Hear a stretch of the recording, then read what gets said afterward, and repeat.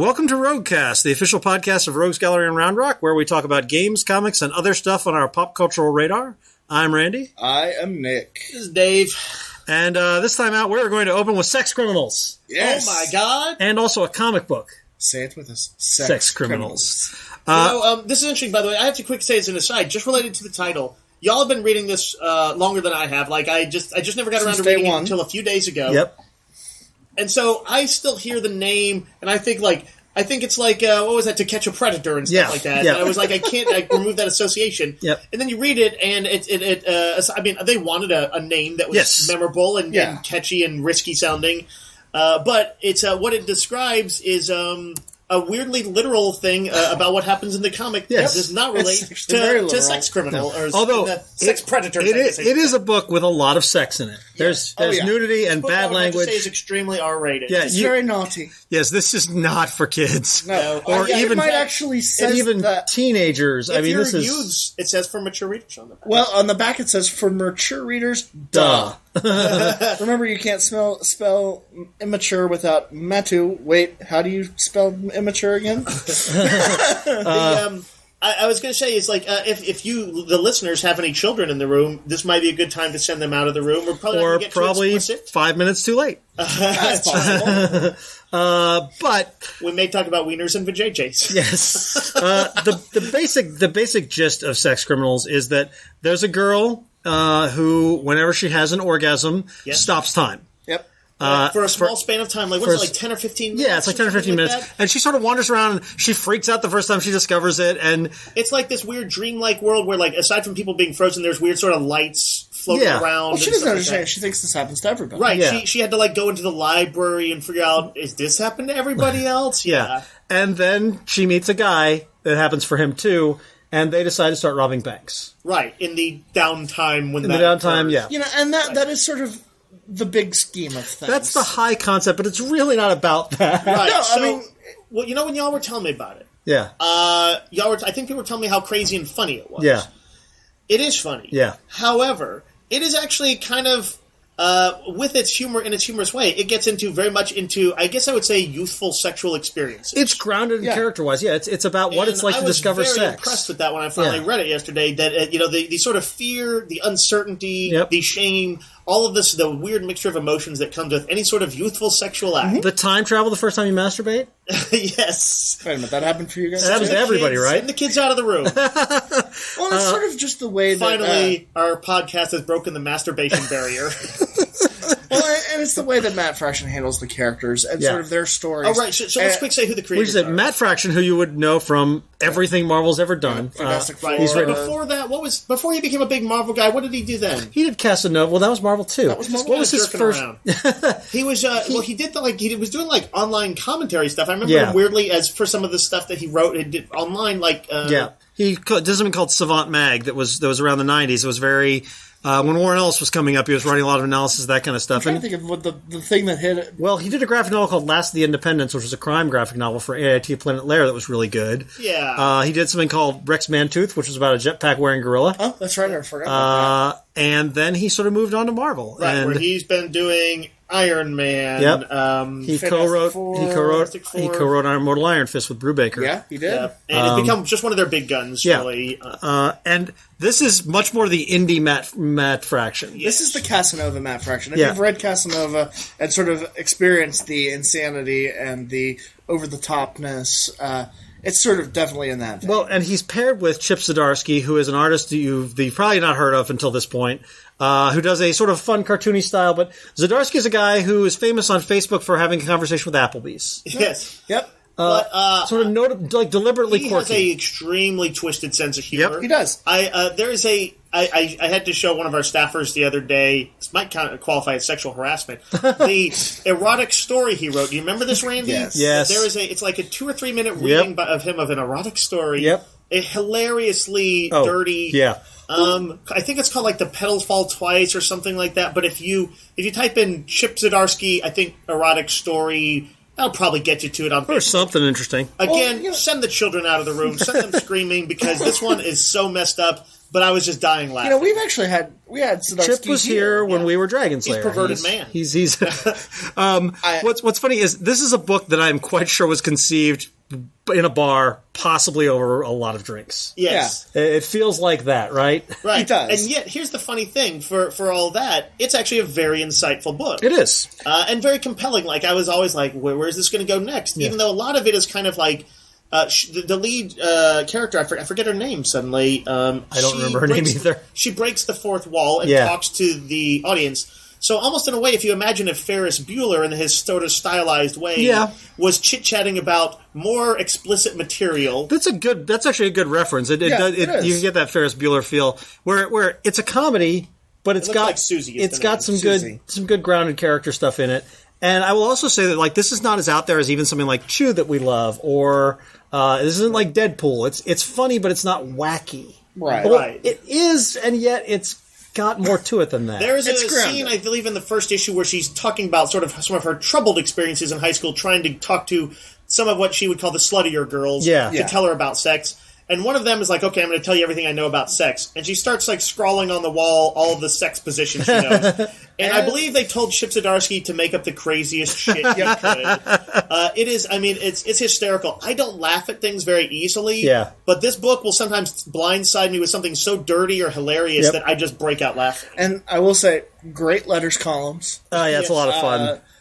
And honestly, it's Zdarsky's best work. I mean, I've liked Monster Cops and a few other things that that he's done very indie press stuff, but his work here is great. Yeah, this was my best new comic of 2014 by far, and it was mine. Or 2013 rather. It was mine as well. And it's it also the third issue. I don't want to spoil too much, but it does have a sing along to Queen's Fat Bottom Girls, wherein they do not have the rights, and there's a big gag about that, and that just killed me. Right, it's like they censor over it, and they're talking to the viewer about how they tried to get the rights to Queen's Fat Bottom Girls. To make a weird comparison, you know the Monty Python and the Holy Grail opening credits where they're talking about the llama and a moose bit my sister once and all this kind of stuff? It's like that. There's this whole side story going while something else is supposed to be happening, and it's funnier and funnier to me. There are 4 issues out so far. As of this recording, we have 2, 3, and we'll have 4. Number 1 is getting a 4th printing. We're trying our best to keep it in stock. Chip Zdarsky is actually going to be here for Staple in March, the Small Press Expo. Yep. It is a great time to get involved in this book. Yeah, it's a really fun book. We love it. We want to talk. By the way, I have to make one last aside. I love that. A book like Sex Criminals can become so big so quickly these days. Yeah. Which kind of just shows how Image is really moving forward these days, and how big they're becoming as a publisher. That isn't, a lot of people. Sometimes we get people who come into the store who haven't really kept up with comics since the '90s, when they were more of a collector. Right. And everybody was getting Spawn and Youngblood and everything. Yep. And they're like, so what's Image doing nowadays? And they kind of, I think, are a little shocked and bewildered when they find out that it's really not anything like what they did. Not remotely. Image has become a much different place. Yeah, they have a huge spectrum of the kind of stories they do, and they're doing really good at it. Well, what's funny is we've always been big boosters of DC's Vertigo line because it's a good, pretty much other genre adult. It's the HBO of comics. Yeah, it's the HBO of comics, and Image is slowly moving into that niche. They're usurping it. I mean, I would say that if you like Vertigo, there's a ton of Image books I can recommend to you. Yeah. Oh, yes. I think between, say, this, Chew, Saga, and Walking Dead, I mean, these are, and Revival. 4 or so, and Revival, 4 or 5 books that are, very approachable, but very creative. Yep. They have an edge. I noticed that they have strong male and female readerships. Mm-hmm. It's just very impressive across the board. Another book that Dave and I have read that Nick has not had a chance to check out yet. It's another Image book. Let's spoil it for him. It's called Alex plus Ada.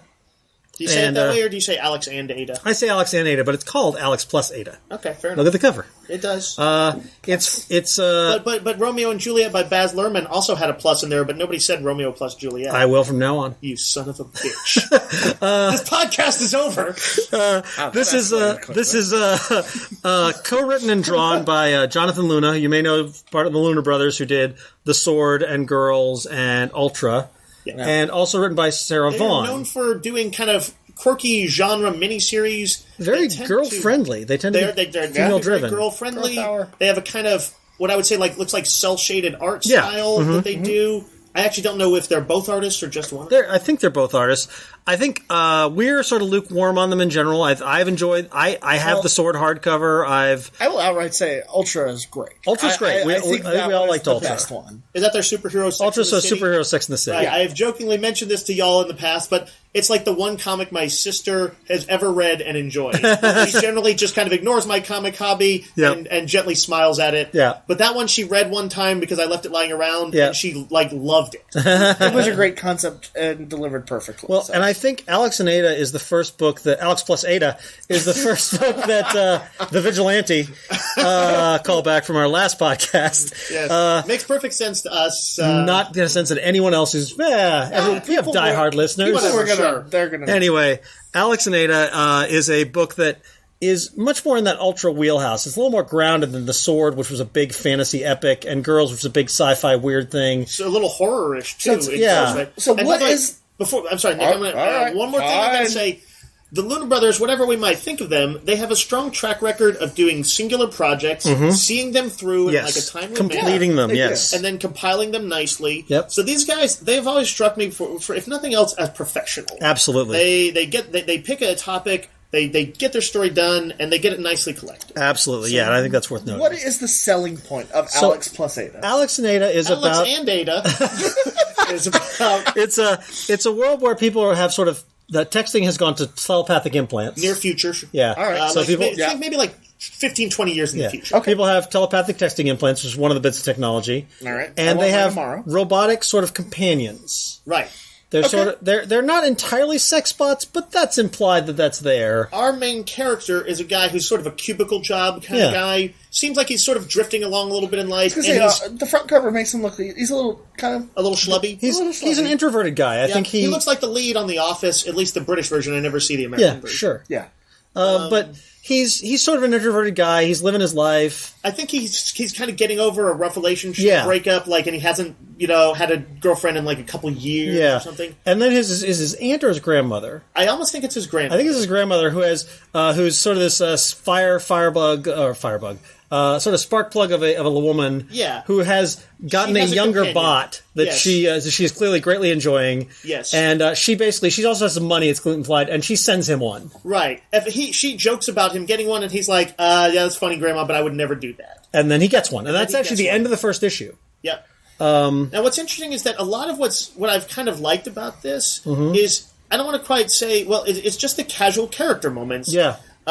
Weirdly, even some of the specific stuff, like when he unboxes it, it actually is extremely realistic. Yeah. I felt like it's opening an Apple product. Yeah. She comes online, briefly states, what the limitations are, a handful of things she can't be asked to do. Right. She notes that there's a tattoo on her wrist that marks her as an artificial intelligence. Yeah. Because otherwise they're indistinguishable from humans. Yeah. And she says this has to be displayed at all times for legal reasons or whatever, so nobody can try and trick somebody. Right. And the legalese and the unboxing of it, I was like, wow, this really feels weirdly real. It's very thought through. It's very thought through, sort of speculative sci-fi, and yet we don't know where it's going. It could be a romance, could be a horror. Right. It could be go into a dark place. Yeah. But right now it's kind of sweet, I guess I'd say. Yeah. The grandmother who's got one of these, I'm just going to call it a sex bot for this moment. Sure, fair enough.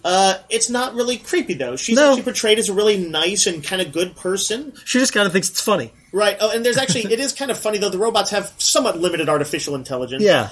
And so the robot is, and by the way, I see there are non-human looking robots in this. So think a little bit of the iRobot movie style thing, where there's rich folks can afford ones that do look human. Anyway, at one point, I think she's talking over some sort of video phone to her grandson, and she's like, "Don't you think I should send him one? Isn't that a great idea?" She says to her sex bot companion, and he's like, "If it pleases you, then I'm sure it is a great idea." Just kind of these sort of Siri type responses, and it really cracked me up. Yeah. And he's embarrassed about it. He's looking up the different models on the internet, in his at his cubicle, and his friends walks around the corner, and he's like, "Hey, wait, who's the girl there?" And he quickly closes it it was porn or something. Yep. And it's sort of a slightly embarrassing thing, and it looks like the issues as they're going, he's going to have to come to terms with, like, revealing it to, what was it, his ex-girlfriend or friends. Yeah. And at first he almost, like, sends her back, too. Yeah. So, something, I forget what it is, persuades him otherwise. Something persuades him. I don't remember what it is either, but it's not like the cheesy guy fantasy of, like, oh, awesome, I have a sex bot. No. He's just kind of weirded out by it, mostly. It looks like it's handled a little bit more with a sense of realism. I would say so. And even, I would say, a sensitive touch. And I have to say, I mean, the art is just as strong as it was in Ultra and Girls and Sword. Yeah. It's beautiful. It really is. And it sort of conveys the small things, almost the humanity of the story in a very interesting way. Randy, you and I have watched the show, the British show Black Mirror. I was going to make the comparison, yeah. It is nowhere near as dark as Black Mirror yet. I don't know if it could conceivably. There is actually an episode of Black Mirror, I won't spoil too much because you haven't seen it yet, but there is a Black Mirror episode that deals with very similar things to this. Yeah. And it's darker. Will I kill myself at the end? Probably. Every episode does, and I still think it's a great episode. Yeah. But I was thinking that the technology and the kind of casualness of some of the telepathic communication, there is a sense of the sort of distancing that it does at times, but it's also casual in this, and it's not shown with that heavy-handed, oh, aren't we all removed by technology? Right.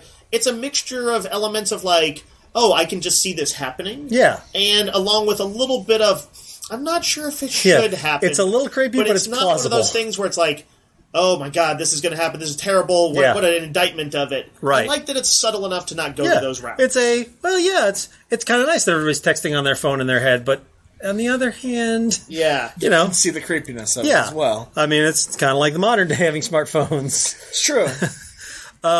We also were going to just mention that there was some big Image news in the last few weeks about they had the Image Expo. I was going to say, they had their expo. And there's a ton of new books coming out. When does the expo occur? It's in San Francisco. Yep.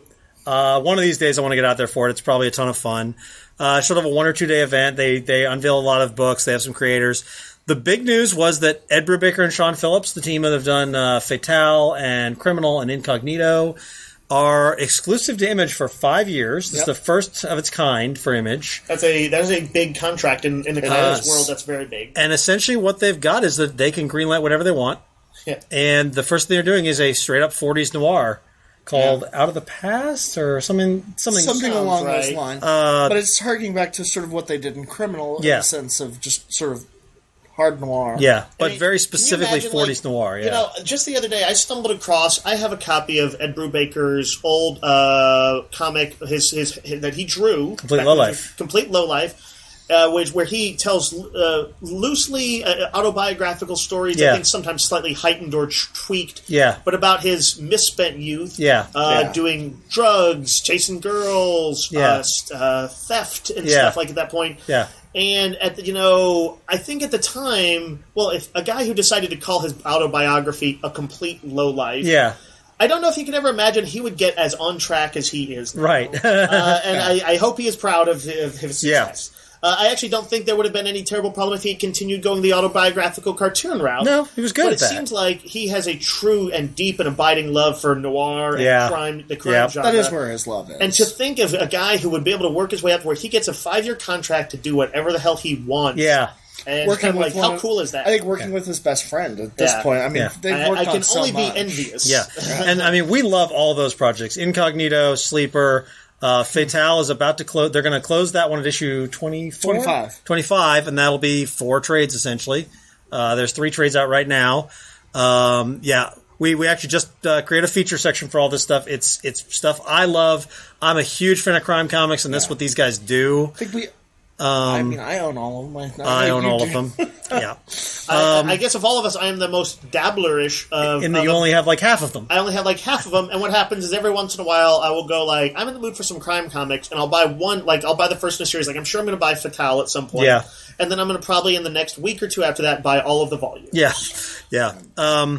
But so, in addition to that, Kyle Higgins has been doing a lot of stuff at DC. Yeah, he has. He's been working on Nightwing. Moving over to Image. He is moving over to Image with, was it Operation Cowl? Or, yes, I believe that's right. You say Cowl or Cowl? Yeah, it's Cowl. It's C.O.W. Yes. So it's an acronym. Okay. Yep. And, There's also what? And The League. The League.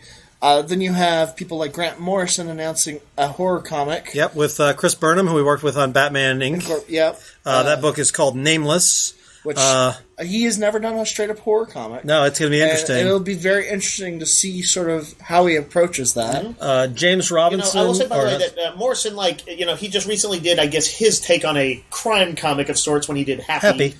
Which was definitely still a surreal skewering of it. Yeah. But had a lot of classic crime tropes, and I think it'll be pretty exciting to see him doing horror. And then Scott Snyder, who's been doing a ton of stuff over DC, is going back to his horror roots with the minor hero of Batman. Yeah. He's going back to his horror roots with Jock, as we previously mentioned Jock from on our Green Arrow podcast, doing a book called Witches that's about witches. It's supposedly a new take on witches, sort of stuff we haven't seen, sort of more darker take on that.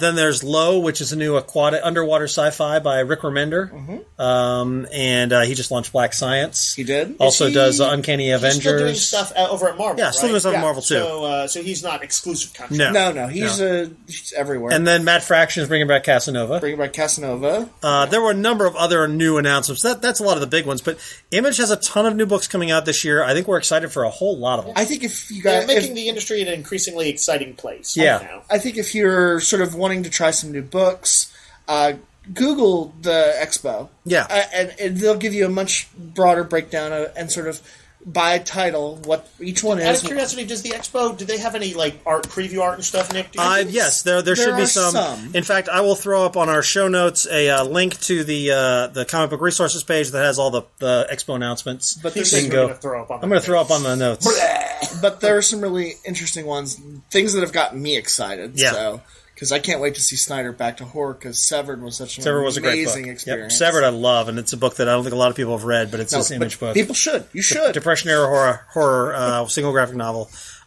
Speaking of throwing up, our next topic is Pandemic. Oh, wow. That's a good segue. So we're switching from it. comics to board games. Comics to board games. And Pandemic... How many times have we played Pandemic at this point? A lot. I mean, it may be the most played board game we've played. It probably is. It has one of the great advantages of it is its briskness. Yep. And I still remember when we first played it, it was when we had started doing those staff game days. That's right. Which sadly, there just doesn't seem to be enough time to do that. We do it on our own time. Can we invent a day? Please? Yes. The time when Saturday Thursday. Saturday Thursday. I like it. I remember we played that one and we all immediately thought, this game rocks. Yeah. It does. And it's put out. It's put out by Z-Man Games. It is a. It's a cooperative game, and I think the first major cooperative game any of us had played. It is the first cooperative game I've played, and if you have not played cooperative games, basically what it is the basic mechanic is that on your turn you will do 4 things to sort of try and help the overall goal, which in this case is wiping out. This is specific to Pandemic, not all cooperative. No, but in general, you'll do something to help, and something to hurt. Right, you have to draw from a deck that might make things the bad guy timeline advance.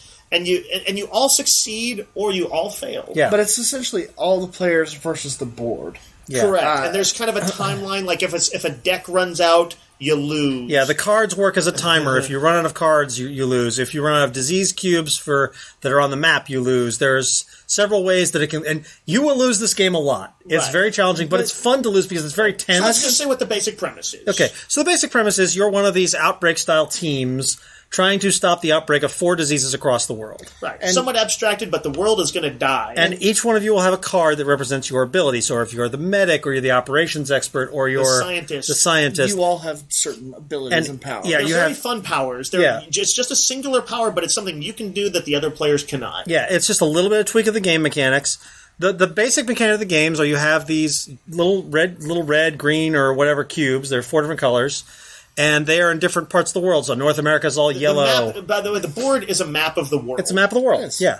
With a lot of key cities highlighted, 20 or 30 cities, and all these links between them that indicate flight paths and things like that. Yeah. So you're going to be using these little cubes, and the disease is from 1 to 3 cubes level of infection of these cities.